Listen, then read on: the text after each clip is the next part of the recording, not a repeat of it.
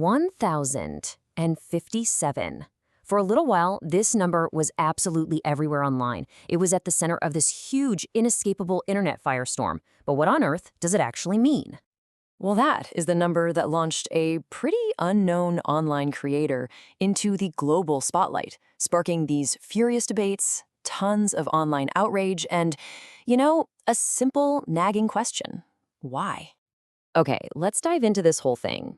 This isn't just about one person. This is an explainer on the cultural storm she created, how she pulled it off, and what the wild reaction to her really tells us about where we are right now. So, the story completely explodes in January 2025, and it all starts with a very public and very controversial attempt to break a world record. So the record Bonnie Blue was trying to shatter had supposedly been standing since all the way back in 2004. Her claim of getting with over 1,000 men in just half a day was, well, it was an act of incredible scale. And look, whether you see it as a legit record attempt or just a massive publicity stunt, that sheer number is what grabbed the entire world's attention. But it wasn't just the number, right? The event itself created these totally surreal moments that got clipped and went viral instantly.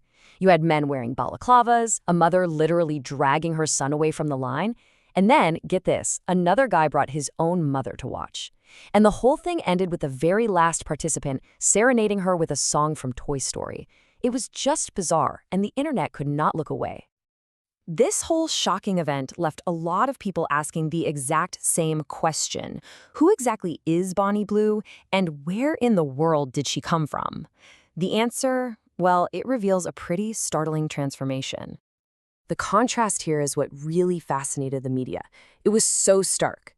Before she became Bonnie Blue, she was Tia Emma Billinger. She was married, had a job in finance recruitment for the UK's National Health Service, and after, she's an adult content creator who's reportedly pulling in up to $2 million a month on OnlyFans.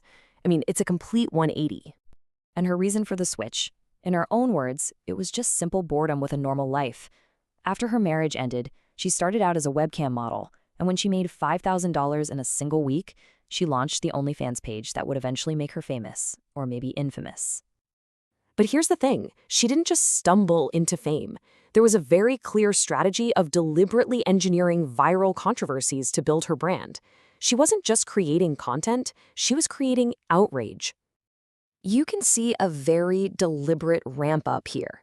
Every single step seems designed to generate headlines and cash in on the modern outrage economy, where angry clicks and shares are just as valuable as positive ones. From filming with college students to faking a pregnancy announcement, each controversy was just bigger than the last. And she was never shy about defending her tactics. When she got criticized for filming with 18-year-olds, she'd fire back with these provocative sound bites, like this one, comparing sexual consent to military service. It's a comparison that's practically designed to be shared and argued about. Another core piece of her brand was her whole take on infidelity. She argued over and over again that women were to blame if their partners cheated. This was a position that led a lot of people to accuse her of misogyny, even as she was building a pretty big female audience on some platforms. But, constantly chasing controversy, it has real-world consequences. Eventually, that cycle of outrage led to some serious fallout, even from the very platforms that had made her a millionaire. Eventually, things started to unravel. First, her visas get canceled. Then, she announces an even more extreme stunt, a petting zoo where she'd have sex with 2,000 men. And that was a step too far, even for some of her peers. The backlash was immense, and OnlyFans, the platform she built her entire empire on, terminated her account for violating its rules, forcing her to pack up and move to a rival site. So now that we have the timeline laid out, the bigger question becomes, how do we make sense of all of this? Is this really just about one person, or is there something bigger going on? Some commentators have looked at this whole phenomenon through the lens of a classic moral panic. Now, this is an academic term for when society just gets totally gripped by this feeling of fear that some person or some group is a threat to its core values.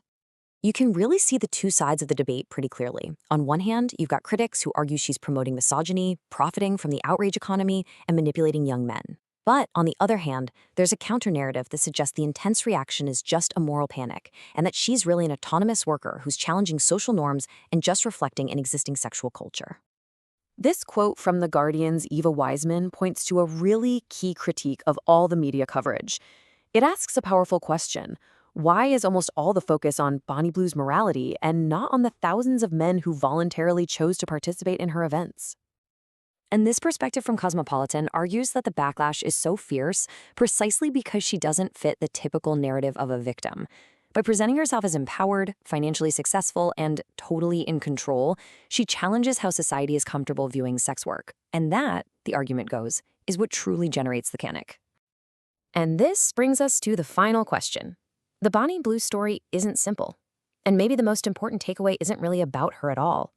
Maybe the real story is what the intense global reaction reveals about our own anxieties, about sex, about money, online fame, and the totally blurred lines in a world where outrage itself has become a currency.